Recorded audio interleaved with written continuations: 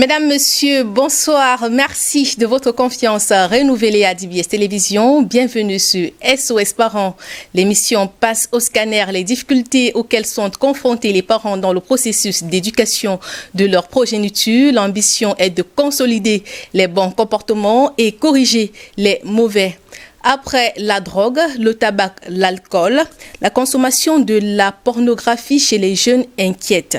L'addiction comportementale en forte augmentation touche les adolescents qui sont de plus en plus nombreux à en consommer, ce qui n'est pas sans conséquence. Ce sera en première partie de cette édition. Notre rubrique Mots d'enfant fait un gros plan cette semaine sur l'hémorragie nasale. Et vers la fin, nous prendrons le cri de cœur d'un parent préoccupé par sa fille qui ment sur tout et sur rien. Voilà dérouler la vitrine de ce nouveau numéro.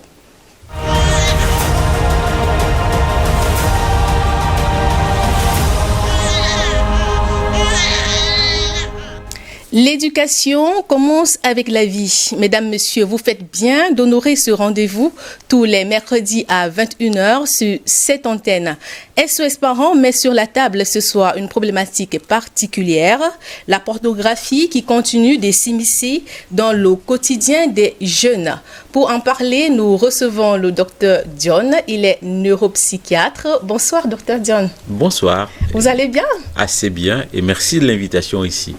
Docteur John, qu'est-ce qui peut justifier l'attraction des jeunes vers ce genre d'image? Mais disons que l'adolescence est une période assez particulière de la vie. C'est la période des découvertes. C'est la période de la sexualité, l'introduction à la sexualité. Et lorsqu'on ne comprend pas toujours ce qui se passe, les gens étudient, on va étudier par l'image. Dans nos familles, à l'époque de nos ancêtres, on apprenait les enfants par rapport à un certain nombre de choses. On nous dit souvent que les enfants prenaient sur les femmes de leurs grands frères, les plus jeunes. Ça voulait dire à son grand frère, trouve-moi une épouse. Aujourd'hui, nous sommes dans un système très européanisé où la chose de quelqu'un est la chose de quelqu'un, il n'y a pas de partage, point de partage. Et aujourd'hui, les jeunes, l'industrie cinématographique essaye de créer le sensationnel par l'image. Et c'est par ça que les jeunes apprennent. Nous aussi, on a appris par ça. Celui qui pense qu'il a été jeune et n'est pas passé par ça, vraiment qu'il lève le doigt. Docteur John, à quel moment est-ce que l'addiction s'installe? Bon, l'addiction est une période... Bon, disons que l'addiction, ce n'est pas tellement ça. L'adolescent a peur. Il ne sait même pas comment ça se passe. Il n'y a pas son père qui va le faire en cours, ni personne pour le faire en cours. Ce sont des choses cachées. Lorsque nous on était jeunes à Douala, on appelait ça Bemabanyama. Ça veut dire que les choses des animaux. Voilà comment on nous a appris la sexualité, les choses des animaux. Mais alors que tu voyais papa et maman s'introduire dans la chambre tous les jours sans même comprendre ce qu'ils faisaient, et les enfants naissaient, on ne vous expliquait même pas. Mais après, les jeunes filles commencent à te dire que bon, et tout ça, tu vois, les seins poussés, et les garçons te disent que bon, voilà ma copine, on parle de copains, de copines et tout ça. Mais toi, si tu veux savoir de quoi, ce secret, c'est quoi? Pourquoi les gens ressortent des chambres étant si heureux et tout ça? Alors que la porno qui te montre que, mais attends un peu, mais quand les gens s'en vont là-bas, il y a un septième ciel qui s'y passe. Docteur John, est-ce la conséquence du tabou qui entoure le sujet? Mais disons que lorsqu'on en parle souvent, dans les églises, on vous dit toujours que ce sont des choses pas bien. Il faut donner une éducation sexuelle à un enfant.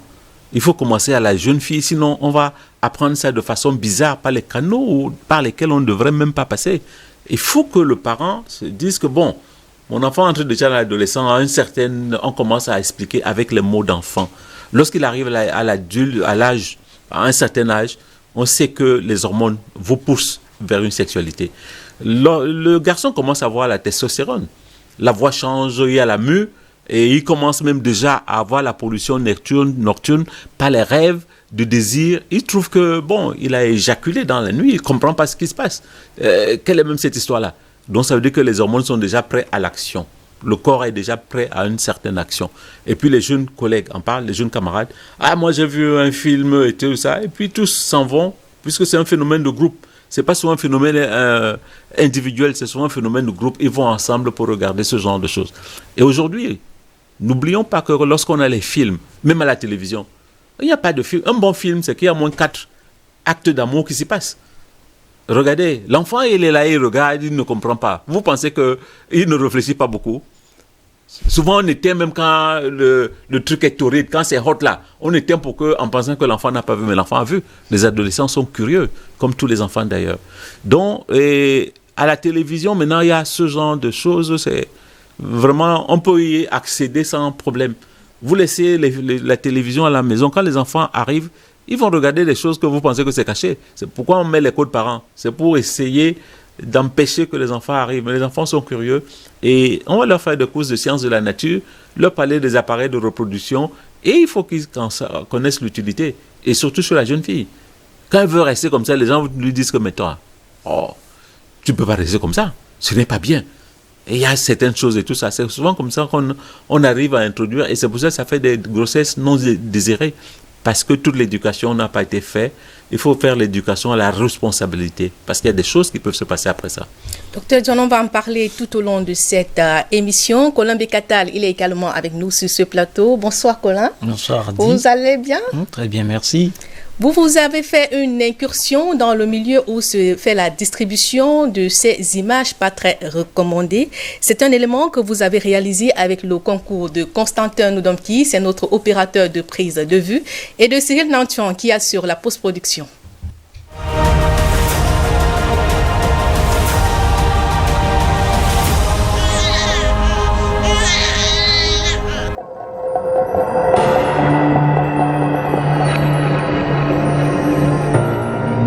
Elle s'adresse à tous les sens et revêt des formes variées.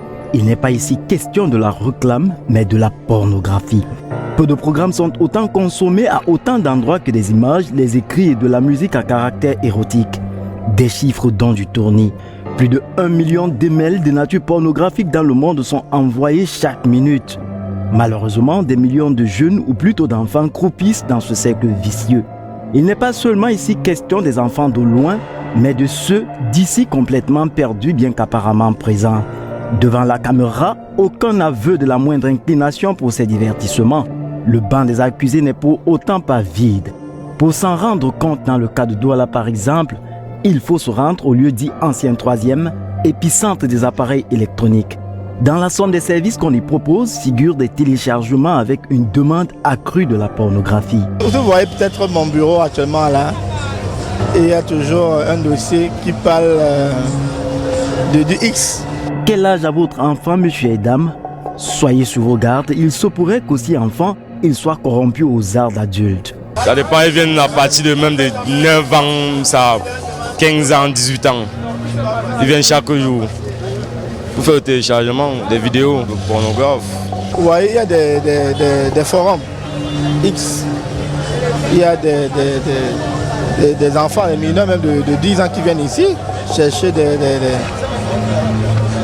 qui viennent avec les cartes mémoire ou avec des supports pour venir chercher des pornos. Je n'ai pas parlé de ça. Un rire qui trahit la gêne tant la chose est honteuse. Pourtant, une honte déjà foulée aux pieds de ces jeunes gens et filles insouciants des conséquences irrelatives. Est-ce que de nos jours encore les filles ont honte? De nos jours, il n'y a plus la honte, n'existe plus. Mais vous connaissez ça. Tout est à la portée de tout le monde. Les petits enfants font les choses que les grandes personnes même n'arrivent même pas à faire. Les petits enfants ont le cœur de le faire maintenant.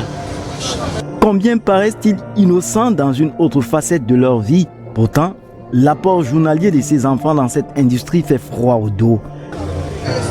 Non, par jour, pour au moins, pas d'un nombre exact, mais à peu près même 20 à 25 ou 30 jeunes peuvent venir dans le secteur, si le secteur continue.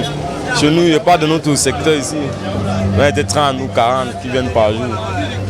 Il va sans dire que plusieurs d'entre eux présentent des signes d'addiction. Bon, celui-là peut venir même aujourd'hui, il peut encore taper même un jour, après le lendemain il revient. Il change un peu de vision. Et d'autres d'aliénation mentale.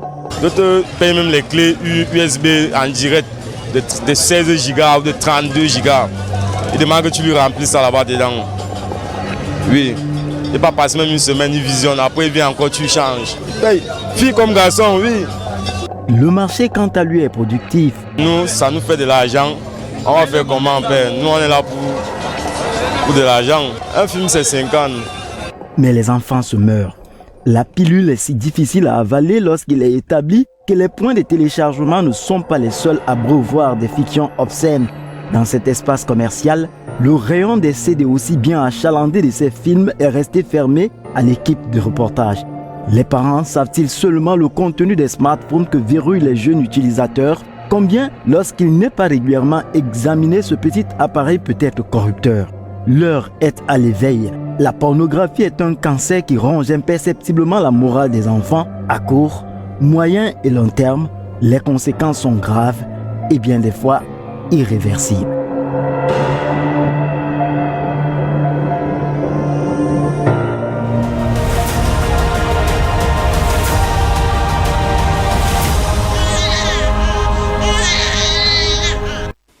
C'est un reportage qui nous livre une réalité qui fait froid au dos quand on est parent.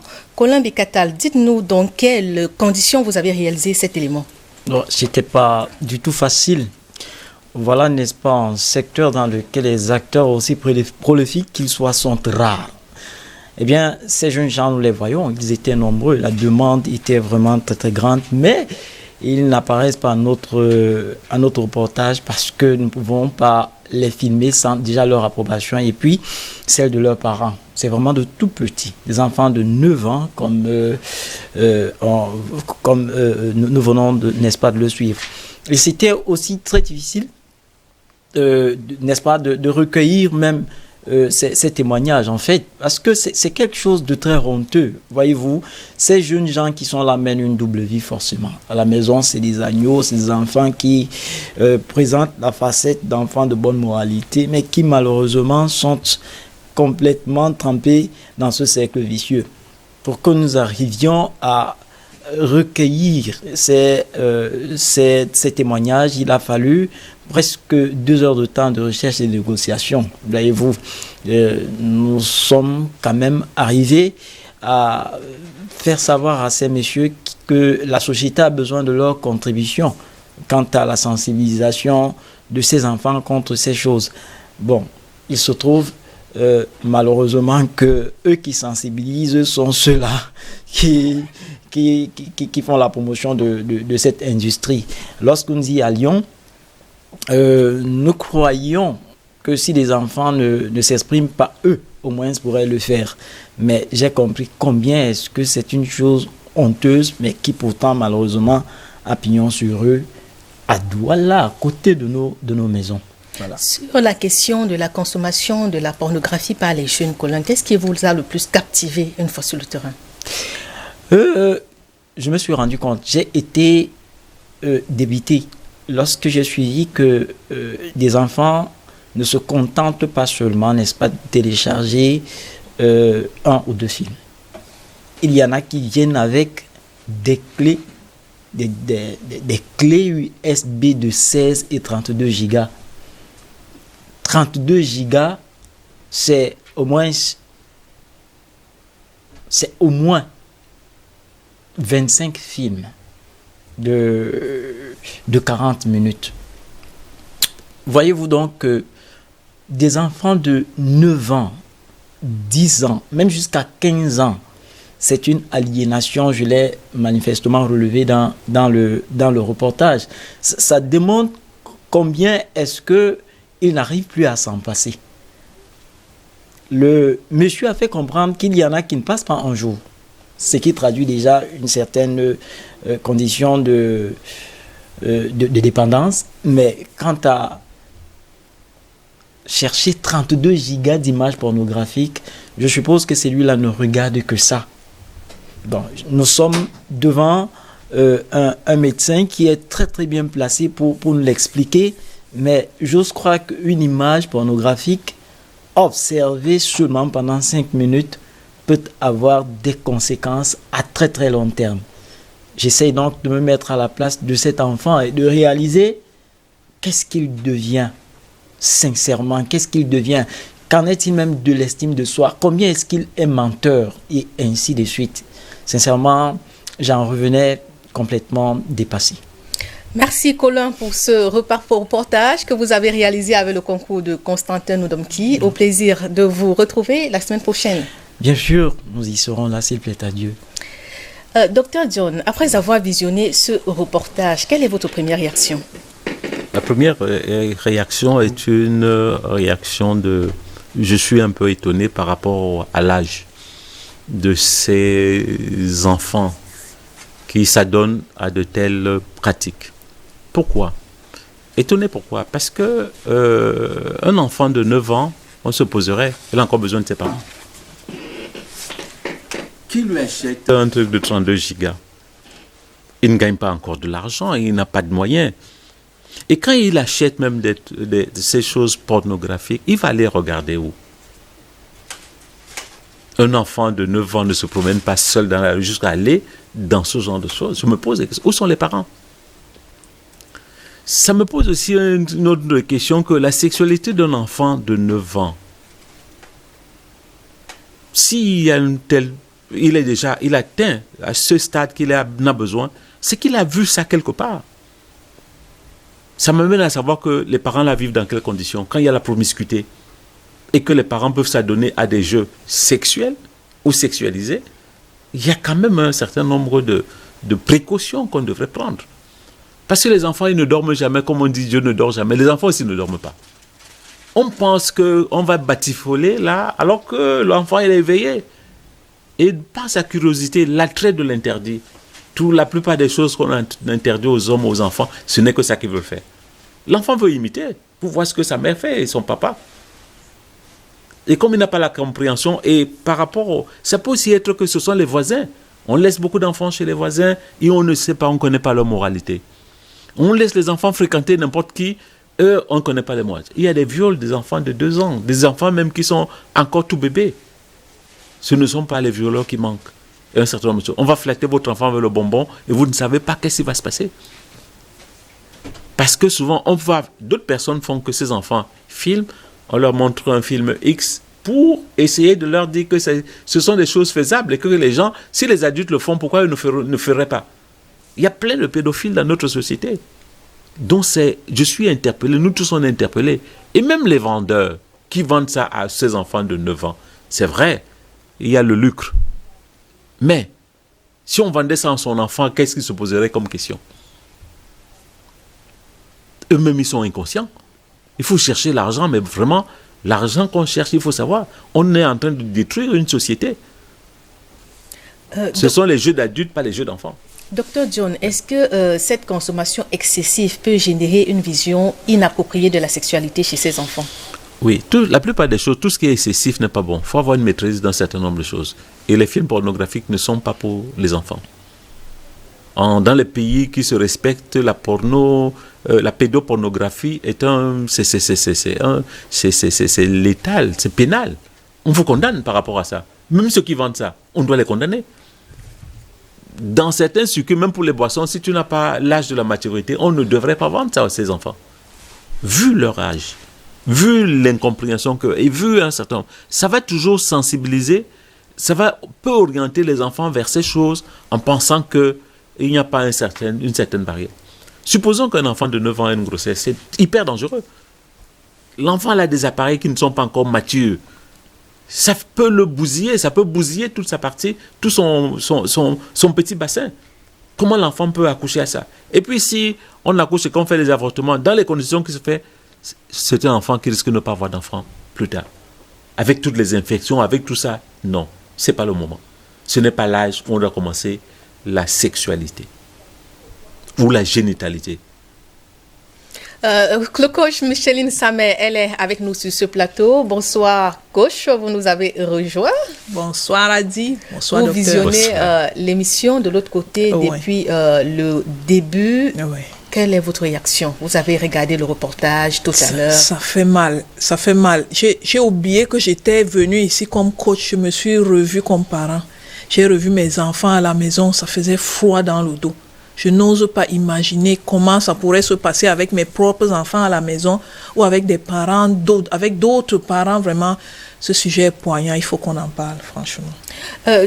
Coach Samet, ces jeunes, on a le sentiment qu'ils prennent ces images comme manuel pour s'inspirer, pour apprendre au niveau de la sexualité. Est-ce à dire que les parents ont complètement abandonné le côté de l'éducation sexuelle avec les enfants?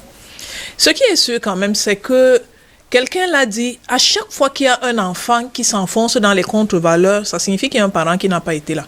Il y a un parent qui n'a pas joué son rôle. Ça, c'est tellement vrai, parce que lorsque l'enfant en arrive là, ça veut dire qu'il y a quelqu'un qui ne lui a pas rappelé les règles. La première chose qu'il faut savoir, c'est que la sexualité est tout à fait normale. C'est humain, c'est elle qui garantit la préservation de l'espèce. Donc la sexualité est tout à fait normale. Mais lorsqu'elle commence à être déridée ou débridée, il faut donc quelqu'un pour canaliser ça. Sinon, on redevient des animaux. Et ça, c'est le rôle des parents. Donc, lorsque l'enfant se lance dans la pornographie, ça veut dire que plus ou moins, il y a un parent qui n'a pas été là. Il y a un parent qui ne contrôle pas. Parce que si vous regardez bien, généralement, l'enfant ne consomme pas la pornographie devant ses parents. Il se cache. C'est parce qu'il sait que papa ou maman n'aurait pas accepté ça. Même la société n'aurait pas accepté ça. Est-ce donc à dire que papa ou maman s'arrête seulement aux généralités? Est-ce que l'enfant a mangé, ainsi de suite? Est-ce que le parent ne va pas un peu plus loin? De ce point de vue, on peut dire qu'effectivement, il y a un parent qui n'a pas été là. C'est pour ça que l'enfant, petit à petit, s'enfonce dans les contre-valeurs. Généralement, lorsque l'enfant consomme la pornographie, c'est-à-dire lorsque ça devient apparent, ce n'est pas la première fois. Généralement, il le fait et depuis longtemps et personne n'a réagi. Personne n'a réagi. Si on avait vu ça au début et on avait stoppé ça avec de bonnes méthodes, même s'il avait progressé, il y a un niveau qu'il n'aurait pas atteint. C'est parce qu'on ne s'est pas rendu compte. Ça fait froid dans le dos de voir le nombre de gigas qu'un enfant peut aller et faire télécharger dans son téléphone. Coach Samet, est-ce que les enfants font même la différence entre la fiction qu'ils regardent et puis la réalité? Au début, peut-être non. Au début, peut-être non. Mais à un moment, ils se rendent bien compte que ce n'est pas la même chose. Généralement, ça commence à l'école. Quelquefois, c'est pas à la maison. Souvent, ça commence à l'école avec le petit camarade qui vient avec les dessins. Souvent, ça commence d'abord avec les dessins et puis avec une image qui montre et puis avec un lien. Ça, je suis en train de parler de l'exemple d'une dame que j'ai reçue en coaching qui est venue avec son enfant, enfin, avec le cas de son enfant de 13 ans. Elle a vu des images pornographiques dans son téléphone. Lorsqu'elle a demandé à l'enfant où est-ce qu'elle a eu ça, l'enfant lui a dit que c'est à l'école que son ami lui a donné un lien Internet. Elle est venue, lorsqu'elle a ouvert le lien, vous savez comment les algorithmes d'Internet fonctionnent. Lorsque vous ouvrez un lien, ils considèrent que ce genre de choses vous intéresse. Alors de même, ils continuent à vous envoyer plein de liens. Or, l'enfant est en plein stade de découverte. Donc, maintenant, il veut voir aussi qu'est-ce qu'il y a dans l'autre lien. Et qu'est-ce qu'il y a dans l'autre lien. Et on ne fait qu'envoyer des images de plus en plus crues. Et c'est comme ça que petit à petit, l'enfant, il s'habitue. Mais maintenant, est-ce qu'il se rend compte que ce n'est pas la fiction? Est-ce qu'il se rend compte qu'il y a une différence entre la fiction et la réalité? À un moment, il commence à se rendre compte. Parce que lorsqu'il marche dehors, dans la rue, tous les hommes ne sautent pas sur toutes les femmes. Mais lorsqu'il va se cacher dans la chambre la nuit, il regarde des rapports sexuels où la dame est toujours consentante, le monsieur est toujours consentant, une sorte de monde idéal. Mais lorsqu'il va à l'école, au marché, à la cuisine, ce n'est pas ça. Il commence donc à se rendre compte qu'il y a une sorte de monde des ténèbres et une autre sorte de monde de lumière. Donc, ce n'est pas la même chose. Mais est-ce qu'il n'est pas un moment tenté à reproduire ce qu'il regarde? Oui, il est tenté à reproduire et je dirais qu'il le fait. Il reproduit ça. Certains qui sont moins courageux le reproduisent dans la chambre avec l'oreiller. Ceux qui sont beaucoup plus courageux sortent de la chambre et vont maintenant essayer sur l'enfant de 2 ans du quartier. La maman est allée au marché. Elle a laissé l'enfant jouer avec les autres enfants. Et puis, il va essayer sur l'enfant. Oui, ils sont tentés de le faire et ils le font. C'est l'une des choses qui justifie la recrudescence de viol qu'il y a de plus en plus dans la société. Tellement les gens se sont abreuvés de ces choses qu'ils ressentent un besoin humain de passer à l'acte. Vous ne pouvez pas vous être autant saturé d'actes sexuels et ne pas avoir envie d'actes sexuels. C'est humain. Ça devait finir comme ça. Malheureusement, ils ne sont pas contrôlés. Ils sont laissés à l'état de nature. Alors, tout le monde va avec n'importe qui. On commence à violer la jeune fille de 18 ans, après de 15 ans, après de 10 ans, après de 6 ans, après de 2 ans, après bébé. Ça va de plus en plus loin. Il faut vraiment stopper ça. Docteur John, est-ce que ces images poussent l'enfant à passer à l'acte plus tôt? Mais disons que l'industrie pornographique est une industrie de, comment je peux dire, elle est à but lucratif. Ce sont des acteurs, c'est ce que les gens oublient souvent. Ils sont là pour jouer. Ils sont là pour entraîner une certaine excitation. Ils sont là pour entraîner un certain besoin. On n'en sort jamais complètement comme si on n'avait pas vu. Il y a toujours quelque chose qui peut passer sur son corps. C'est beaucoup plus chez les adultes à 40 ans et tout ça qui ont un certain nombre de difficultés qui, ça peut entraîner. Mais trop jeune, sans comprendre, ça peut entraîner que des méfaits. La sexualité normale existe. La sexualité de la pornographie est une sexualité dite abnormale. Alors si quelqu'un est habitué à la normale, il risque d'avoir seulement un comportement anormal. On dit souvent que qui se ressemble s'assemble. À force de fréquenter les bars, vous allez devenir alcoolique parce que vous n'allez que boire. On ne peut pas aller au bar, celui qui ne boit pas, qui est de la Croix-Bleue, ne va pas au bar. Et ces enfants-là, il faudrait qu'on les reforme intellectuellement pour qu'ils arrivent, ils accèdent à la compréhension et qu'ils voient que ce n'est pas une sexualité dite normale. Mais pour nous les parents, on devrait alors les amener à comprendre ce que c'est que la sexualité normale. Une sexualité faite pour chosifier l'autre n'est pas une sexualité. Parce que même dans la sexualité, il y a le respect de l'autre. On n'utilise pas les autres comme des objets. Ça, c'est le but de la pornographie, pour mettre en exergue simplement l'acte sexuel, mais pas les personnes qui font cet acte-là. Dont l'être n'est pas dedans, n'est pas valorisé du tout, du tout, du tout. C'est pour ça qu'en sortant de là, on va avoir que des comportements dits anormaux. Et ça peut entraîner de la violence. Ça peut faire en sorte qu'on a toujours besoin de la sexualité. On va commencer à prendre des drogues et de l'alcool et un certain nombre de choses et à violenter d'autres personnes en face de vous. Et même la mort. Docteur John, comment guérir ces enfants qui sont déjà accros à ces images? Mais disons qu'en médecine, nous avons dans les troubles de la sexualité, on a les troubles du désir sexuel, on a les troubles du choix de l'objet sexuel. Et là, on a souvent des troubles dans le choix. La vision, la visibilité, c'est vrai, ça peut aider. Mais si on n'en fait qu'une activité, c'est là ce qui est anormal. Il y a les voyeurs. C'est parce qu'ils voient qu'il peut avoir une excitation. S'ils ne voient pas, il n'y a pas d'excitation. Donc il y a des gens qui sont là, ils sont toujours en train de regarder les autres. Et la pornographie fait par rapport à ça. Dans les choix de l'objet sexuel, on peut arriver à... Avant, on mettait l'homosexualité dans ce cadre-là. On mettait la zoophilie, ceux qui aiment les animaux, dans ce cadre-là. Parce que là aussi, il y a des animaux dans la pornographie. Pour voir comment on peut avoir un acte avec un animal. On peut avoir un acte, commettre un acte avec un corps mort. Avoir un acte, toucher, aller prendre les vêtements d'autrui, le fétichisme, qui sont à l'aise avec les soutiens des femmes, avec les dessous des femmes, et ils trouvent que ça peut lui donner du plaisir. Il y a d'autres qui vont faire en sorte qu'ils s'exhibent, l'exhibitionniste. Plus il se montre de façon en petite tenue, plus il éprouve le désir sexuel parce que les gens regardent. Il y a les frotteurs qui sont pleins. Parce que quand ils sont là où il y a l'embouteillage, là où il y a des gens sont nombreux, il y a la foule, à force de se frotter au derrière des femmes, c'est là où lui se sent quelque chose. On a aussi les échangistes. Il faut qu'il amène son épouse pour qu'il voit comment l'autre fait pour avoir une certaine excitation et tout ça. On a de tout et de tout dans ce domaine-là. Donc c'est l'entrée dans des structures qui vont se fixer à l'âge adulte et on ne peut plus s'en sortir, on n'est que là-dedans. Si on ne voit pas un film porno, ça ne marche pas. Mais si vous avez une épouse qui ne conçoit pas, ça va se passer comment? Ça va créer aussi des problèmes dans le couple. Que le monsieur me fait voir des choses que je ne crois pas. Ce sont des pratiques dites sataniques. Ça entraîne des sexualités que nous, on n'a pas en Afrique. Les sexualités des autres. Par rapport à certains actes. Parce que les voies sexuelles, c'est la bouche, c'est les orifices aussi, c'est aussi anal. Mais docteur John, comment aider ces gens à sortir de là? Ils ont commencé étant tout jeunes, maintenant à l'âge adulte, les conséquences, ça continue. Mais c'est pour ça que les aider, il faut recréer la famille. Il faut que les parents ne démissionnent pas. La plupart des choses commencent toujours par la démission des parents. Un enfant ne peut pas se retrouver avec les films famille. Ça veut dire que la mère même ne contrôle pas. Comment on peut retrouver dans les outils d'un enfant des choses pareilles? La confiance n'a jamais exclu le contrôle. Commençons d'abord par les parents. Parce que lorsque le parent parle, au moins l'enfant peut percuter et comprendre. Les parents ont des atouts pour pouvoir sanctionner un enfant parce qu'il ne fait pas. Est-ce que cet enfant va à l'école? On doit regarder ses cahiers.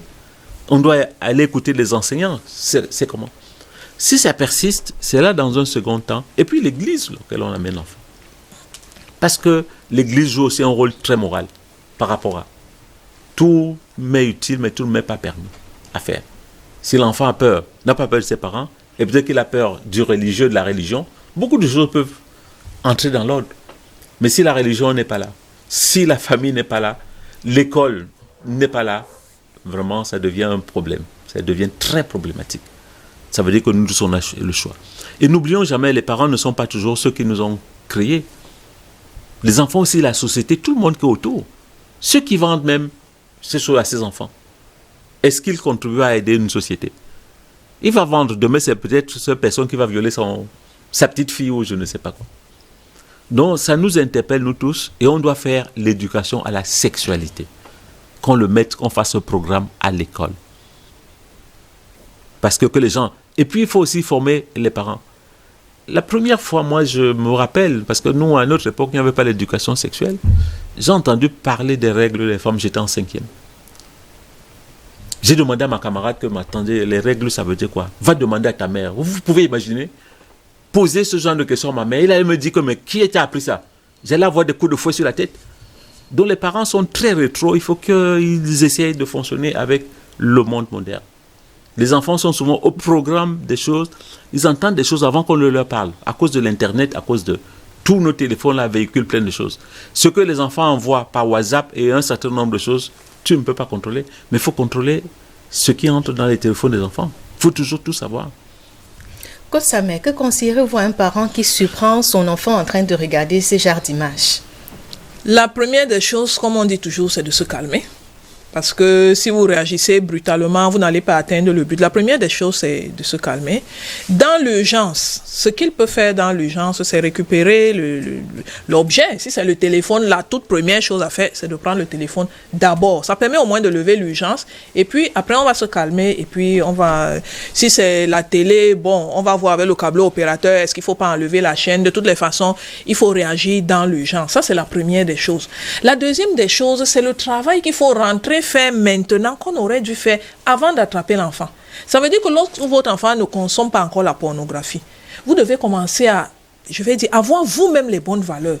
Vous devez commencer à reparamétrer votre cerveau parce qu'on est dans un environnement où le sexe est devenu tellement banal que nous-mêmes les parents, on pense qu'on sera pris comme vieux jeu si on met des barrières à notre enfant. Donc nous devons nous rassurer que notre façon de penser est la bonne et dire à l'enfant que de toutes les façons, si les autres banalisent le sexe, ici le sexe est quelque chose de particulier parce qu'il est lié à la retransmission de la vie.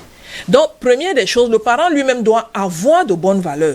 Deuxième des choses, il doit mettre ça dans l'éducation régulière de l'enfant. Généralement, pas de l'éducation sexuelle. Mais l'éducation sexuelle de l'enfant passe aussi par l'éducation tout court. Ça veut dire que ce n'est pas un instant particulier où vous allez mettre votre enfant pour dire aujourd'hui on va parler de sexe. Mais dans le quotidien, tous les jours, au milieu d'autres choses, apprenez à l'enfant à respecter la femme, à respecter le corps de la femme, à respecter son propre corps. Vous voyez un peu, c'est pas quelque chose de, c'est pas un enseignement ponctuel. Maintenant, lorsque le parent va faire ça régulièrement, l'enfant va apprendre qu'il y a certaines choses qui sont, même si ce n'est pas sacré, la loi interdit ça. La loi a par exemple nommé l'atteinte à la pudeur. Ça veut dire que même la loi de nos pays ne permet pas qu'on manipule le sexe n'importe comment. Maintenant, pour les croyants, ils peuvent aussi utiliser l'argument spirituel, comme le docteur a dit tout à l'heure, en disant que dans la Bible, c'est clairement interdit de voir la nudité des gens. Ceux qui sont les chrétiens, si vous allez regarder dans le livre de Lévitique, vous allez voir que c'est clairement interdit de voir la nudité des gens. Pour ceux qui sont sensibles à ce genre d'argument, sortez ça à l'enfant et expliquez. Donc, si petit à petit, vous commencez à mettre dans la tête de l'enfant qu'on ne banalise pas le sexe. Le sexe, c'est quelque chose de très important parce qu'il est lié à la retransmission de la vie. Petit à petit, l'enfant va comprendre. Évidemment, vos actions doivent aller dans le sens de ce que vous dites. Que l'enfant ne vous surprenne pas peut-être en train de faire n'importe quoi, que ce soit dans la chambre ou au salon, parce qu'on a vu les Blancs faire n'importe quoi au salon, on fait la même chose. Que nos actions aillent dans le sens de ce qu'on dit et l'enfant va s'habituer. Il saura au moins que chez nous, telle chose ne se fait pas. Il grandira avec. Kotame, nous allons marquer une pause dans cette émission pour prendre notre rubrique mots d'enfant. Et cette semaine, on s'intéresse, on fait un gros plan sur l'hémorragie nasale. Nous allons suivre tout de suite les explications du pédiatre Ngou NS. Il a été rencontré par Cynthia Nguemo.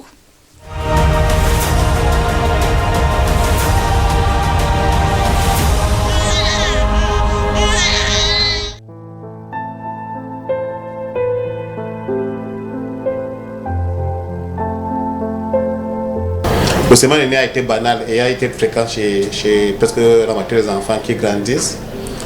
Et je te prends l'exemple, j'étais un peu enfant aussi, j'ai dû saigner du nez. Je n'étais pas été au marché avec mes parents et puis en plein soleil. On m'a fait mieux se coucher, à un moment donné ça s'était arrêté et la vie a continué. On ne s'était pas dit qu'est-ce que c'était. Et puis, mais en tant que médecin maintenant, le sément aîné peut être un signe important d'une maladie grave. Très souvent banal, mais ça peut être un premier signe d'une maladie grave. Surtout, je ne veux pas faire que les gens aiment, que les gens voient ça et se mettent, ils ont une crainte d'emblée, ok? Mais ça peut être très souvent le signe d'une infection, d'un cancer, une leucémie par exemple.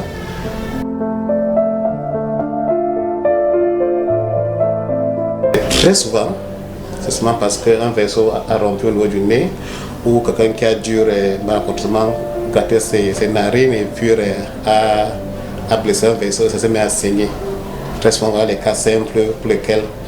Mais toi, c'est difficile de faire la différence entre ces deux entités-là. Tu peux faire des anémies qui sont des complications suite à ce saignement prolongé, répété. Mais comme j'ai dit auparavant, il y a beaucoup de maladies qui peuvent faire ce qu'un enfant saigne du nez. J'en ai cité seulement la leucémie, il y a les hémophilies, il y a d'autres maladies de sang pour lesquelles le sang ne se coagule pas vite et puis un petit truc qui peut passer inaperçu, ça se met à saigner pendant longtemps. Mais la conséquence première, c'est qu'on peut faire beaucoup d'anémies tout le temps et il faut corriger.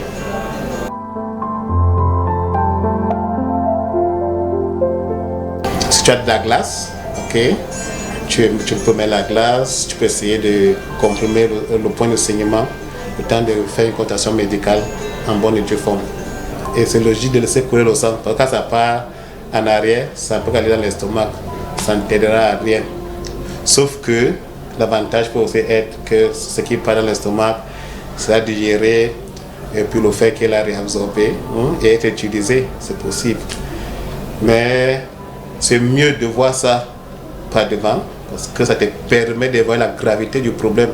Quand tu ne vois pas ce qui part en arrière, tu peux sous-estimer et te retrouver dans des conditions un peu inquiétantes et qui menacent la vie de l'enfant.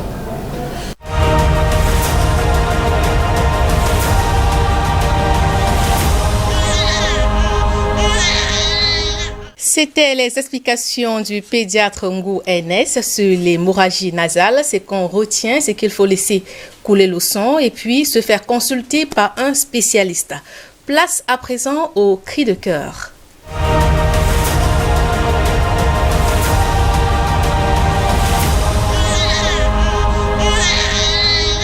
Cette semaine, c'est un parent bouleversé qui nous a écrit. Je vais tout de suite vous lire sa correspondance. Bonsoir madame, bonsoir au panel. Je suis monsieur Aboubaka Anouk. Je vous écris ce soir parce que je suis dépassée.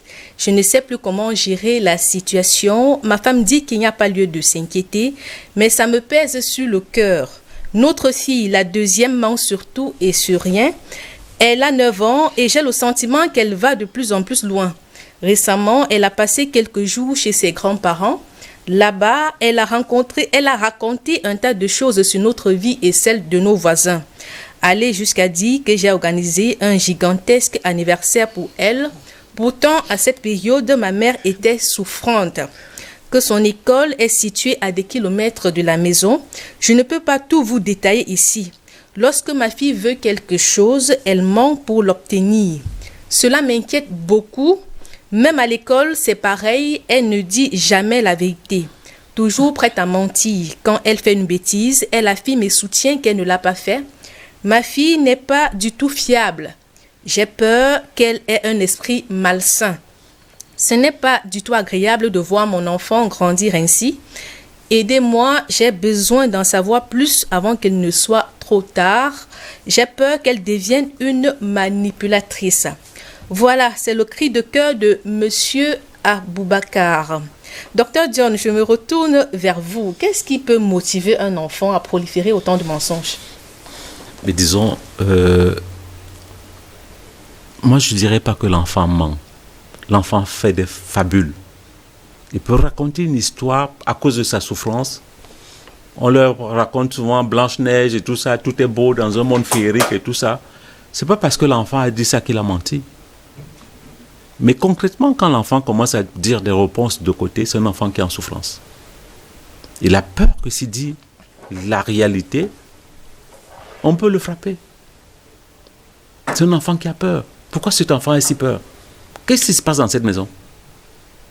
L'enfant, c'est quelqu'un qui est sur un rail, c'est un train qui est sur deux rails qui doivent être solides. Si l'un des rails est fragile, l'enfant a des problèmes. Et c'est une fille, le père. Quelle est la relation de cet enfant avec le père? À cause du fameux complexe d'Oedipe. Apparemment, la mère n'est pas très inquiète face à la situation. Mais le désir de la fille, c'est d'être avec son père. Si le père n'est pas souvent là, il y a un certain nombre de choses.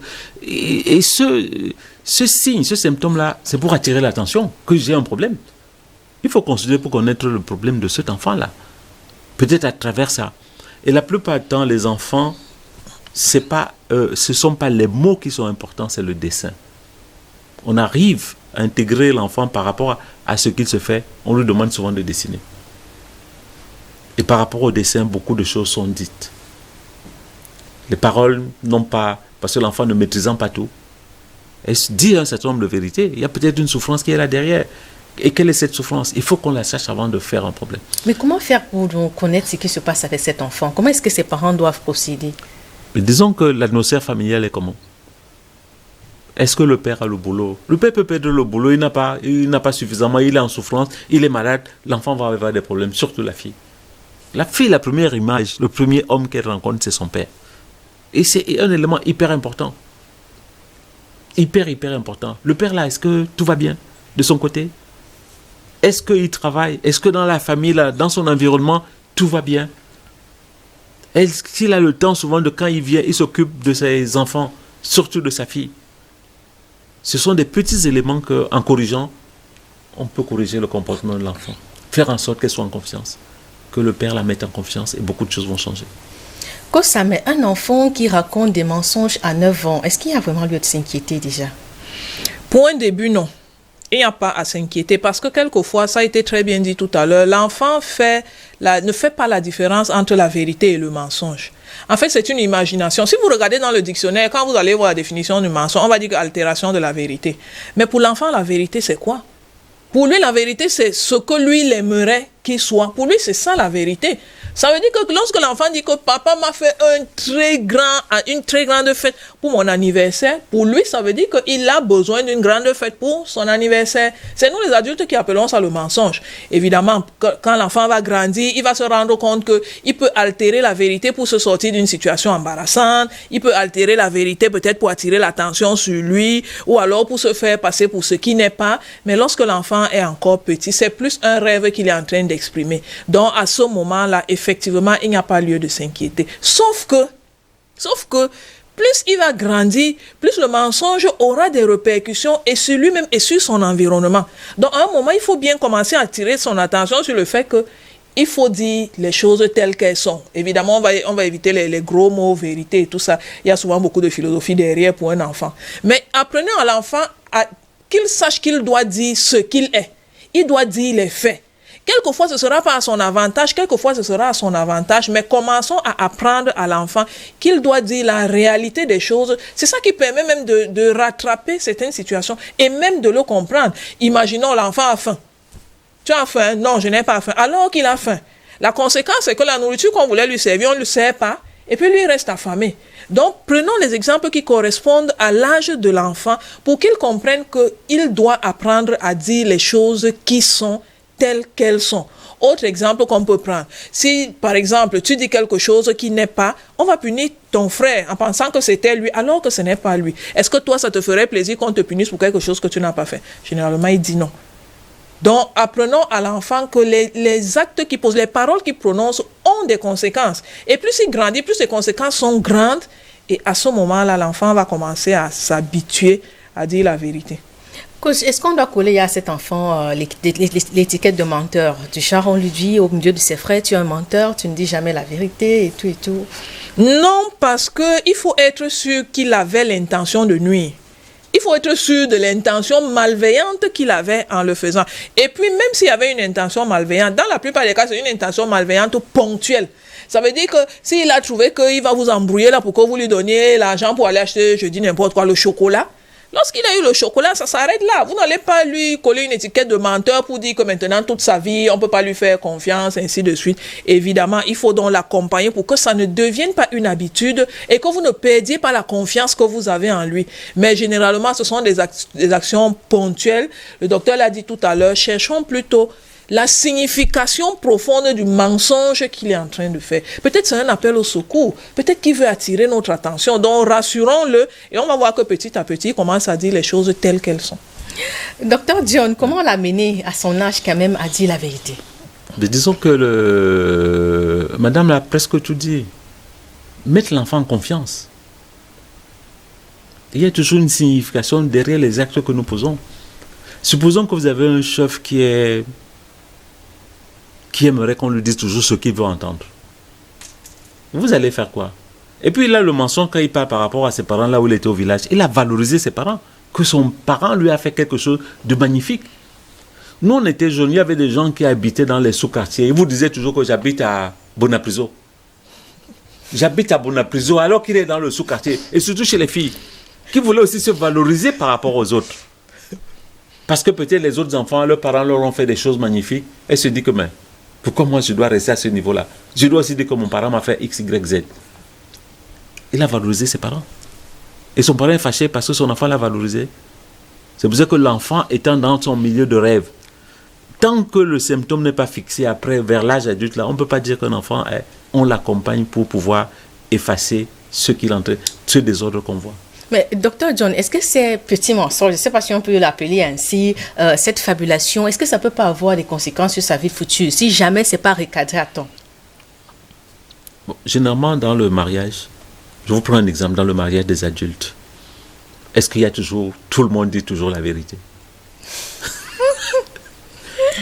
Mais ça empêche les gens de vivre ensemble. Je ne sais pas si empêcher quelqu'un de vivre ensemble. On peut exprimer ses désirs, on peut prendre ses désirs pour la réalité. Est-ce un problème? Il y a des personnes qui pensent dans un couple que son mari a tellement d'argent qu'elle peut demander tout. Mais d'habitude, on te demande, toi, tu vois que ton argent ne te permet même pas de faire tout ça. Mais la demande a été faite, non? Mais docteur John, c'est un désir. À un moment, est-ce que ça ne peut pas blesser les autres? Bon, disons qu'à 9 ans, je ne sais pas qui peut être blessé avec un enfant de 9 ans. Parce que moi, ce que j'ai appris, c'est qu'elle était dans la jeune famille. Elle a dit qu'on lui a fait quelque chose de formidable. Je ne vois pas là où il y a la blessure. Le père n'est pas content que l'enfant ait dit qu'il a valorisé. Et le fait d'être à la maison, de mentir sur tout et sur rien, son père l'a soulevé, elle ne dit jamais le la père vérité. ne nous a pas dit quelle était la quantité de mensonges. N'oublions pas qu'on était l'autre jour, une jeune fille volait que les biens de sa mère. Et je vous disais qu'il faut attirer l'attention du père que les biens, parce que le père ne fait qu'acheter les bijoux à la mère et on ne lui en achète pas. C'est une façon de dire au père, achète aussi ma part. Parce que les actes des enfants ont toujours une signification cachée. On prend son enfant, on lui demande que, mais ma fille, tu as dit ça, est-ce qu'il y a un problème? Si l'enfant a peur de vous, vous dira jamais, mais une personne neutre, elle peut lui dire la vérité que j'étais là-bas l'autre jour, mon camarade, on lui a fait la fête. Bon, moi je me sentais. Il y a des gens qui n'ont jamais fêté les anniversaires. Peut-être qu'on n'a jamais fêté l'anniversaire de cet enfant de 9 ans. C'est pour dire à son père que toi aussi, la prochaine fois, fais mon anniversaire. Demande au père là s'il a déjà fêté l'anniversaire de son enfant. Alors qu'elle fréquente des gens à qui on fait des anniversaires tout le temps. Il y a des gens qui n'ont jamais reçu de cadeaux. Donc quand il avait des camarades qui ne reçoivent que des cadeaux, l'enfant là va faire comment? Comme on dirait l'anglo-saxon, that is the question. C'est un enfant en souffrance. Il faut regarder la souffrance de cet enfant. Essayer de la détecter pour essayer de réparer en disant aux parents que bon, voilà, il y a le coach. Vous allez rencontrer le coach qui va essayer de... Vous savez, dans les familles, à l'époque, nos familles traditionnelles, quand ça n'allait pas avec les parents, on envoyait chez l'oncle ou chez la tante qui essayait de discuter avec l'enfant. Et souvent, on avait la solution par rapport à ça. Mais nous sommes dans un monde moderne où on veut faire tout de nous-mêmes. Non. Il faut laisser quelqu'un qui peut avoir un meilleur contact avec l'enfant, essayer de nous aider, nous tous. Kosame, c'est pour sortir, il faut accompagner cet enfant, tout de même, vous l'avez dit et tout à l'heure, son père craint qu'elle ne tombe dans la manipulation. Maintenant, quel est le conseil que vous donnez à ses parents qui, lui, il sait déjà que son enfant manque? Comment est-ce qu'il doit remettre les bases avec cet enfant? Il y a 3 choses auxquelles je pense tout de suite. La première des choses, c'est de travailler à rebâtir la confiance en soi de l'enfant. Si l'enfant va dire qu'on lui a fait un très grand anniversaire, ça veut dire que l'enfant est complexé, soit par le petit anniversaire, soit par le manque d'anniversaire carrément. Ça veut dire qu'il faut qu'il commence à apprendre à l'enfant à accepter leur situation. Peut-être ceux qui ont fait l'incroyable anniversaire, bon, ils ont les moyens ou d'autres motivations pour le faire. Peut-être le père, lui, il veut éduquer son enfant autrement. Donc, il faut commencer à dire à l'enfant et à lui expliquer les façons de faire de cette maison. Ici, nous, on fonctionne comme ça parce qu'évidemment, avec les thèmes que l'enfant peut comprendre. Donc, première chose, rebâtissez la confiance en soi de son enfant, qu'elle ne s'imagine pas un monde de rêve, mais qu'elle assume la façon de vivre de leur maison. Première des choses. Deuxième chose qu'il faut faire, c'est féliciter l'enfant. Testez l'enfant, c'est-à-dire que lorsque vous avez fini le premier discours, donnez-lui de tout petits challenges et félicitez l'enfant. Quand vous-même, vous savez que vous avez laissé 100 francs ici, là, quand vous venez, vous retrouvez, soit elle n'a pas pris, soit elle a pris, elle a dépensé, elle a honnêtement ramené les 25 francs qui restaient. Mais félicitez-la, montrez-lui vraiment que vous êtes content pour lui donner envie de faire toujours plus pour avoir votre affection. Et la troisième chose que vous allez faire, c'est responsabiliser l'enfant. Pour montrer à l'enfant que vous lui faites confiance. Vous ne doutez pas d'elle. Oui, la dernière fois, elle a raconté une histoire tordue sur le chocolat, mais ça n'empêche pas qu'aujourd'hui, vous lui fassiez encore confiance, souvent même avec le chocolat encore. Si vous faites ça à l'enfant, elle va sentir que mais elle a toujours une place ici, et puis on lui fait confiance. Maintenant, voulant gagner votre affection, voulant justifier la confiance que vous lui avez faite, petit à petit, les mensonges vont commencer à... Évidemment, la dernière des choses, c'est l'exemple. On ne le dira jamais assez. L'exemple du parent est très important. Est-ce que vous-même au téléphone, vous répondez toujours, quand vous êtes à Douala, vous répondez au téléphone pour dire que je suis à Yaoundé? Bon, quand l'enfant entend ça, finalement, vous-même, vous annulez la formation que vous lui donnez. Donc, faites tout pour vivre ce que vous prêchez à l'enfant. C'est sur ce Kosame que nous allons mettre un terme à cette édition. Merci, Dr John, d'être passé sur notre plateau. Merci d'avoir été invité, d'avoir partagé ces petits moments avec nos... comment on va dire, nos auditeurs et nos téléspectateurs. Voilà. Merci Kosame, une fois de plus d'être passé. Merci beaucoup. Au nom de toute la grande équipe qui s'est mobilisée, on avait Marc-Donald Tombo à la réalisation, Nicolas Olomocha, il était à la console audio, Constantin Noudomki était à la caméra, Sherifa, elle a assuré le maquillage, Cyril Nantuan, il a assuré la post-production. Mesdames, Messieurs, merci de nous avoir suivis. Au plaisir de nous retrouver la semaine prochaine. Retrouvez la rediffusion de cette émission dimanche à 16h. Et n'oubliez surtout pas qu'une bonne éducation vaut mieux qu'un bon héritage.